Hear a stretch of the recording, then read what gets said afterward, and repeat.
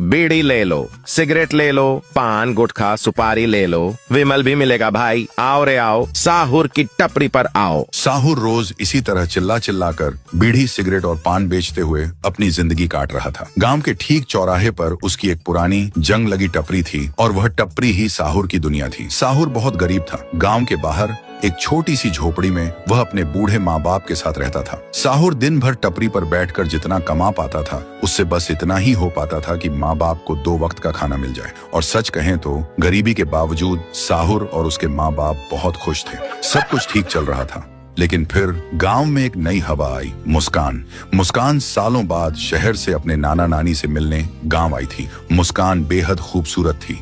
शहर की चमक उसके चेहरे से झलकती थी। महंगे कपड़े, सलीके से बंधे बाल और आंखों में एक अलग ही आत्मविश्वास। वह बहुत पैसे वाली थी। क्योंकि मुस्कान शहर में पली बढ़ी थी, इसलिए मुस्कान की एक बुरी आदत भी थी। उसे सिगरेट पीना बहुत पसंद था और इसी बुरी आदत ने उसके कदम साहुर की टपरी तक पहुंचा दिया। वह साहुर की टपरी पर पहुंची और बोली, भैया एक गोल्ड फ्लैग देना।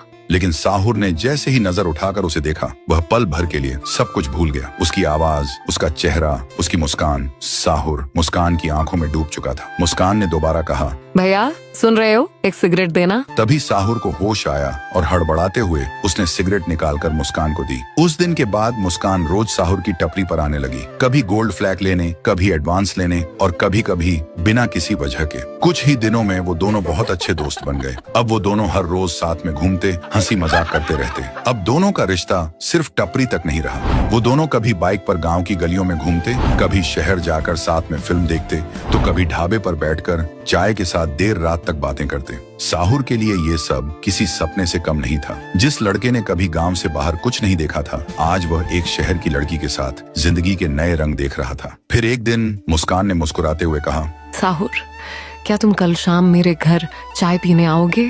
ये सुनते ही साहुर का दिल जोर से धड़कने लगा। बाहर से वह शांत रहा, लेकिन अंदर ही अंदर वह खुशी से भर गया था। उसने बिना देर किए कहा, हाँ मुस्कान, मैं जरूर आऊंगा। लेकिन साहुर को क्या पता था कि ये चाय सिर्फ चाय नहीं, बल्कि उसकी जिंदगी का सबसे बड़ा इम्तिहान होगी। तो दोस्तों, अगर आप जानना चाहते हैं कि आगे क्या हुआ, तो मुझे फॉलो करके कमेंट करो, पार्ट 2 चाहिए।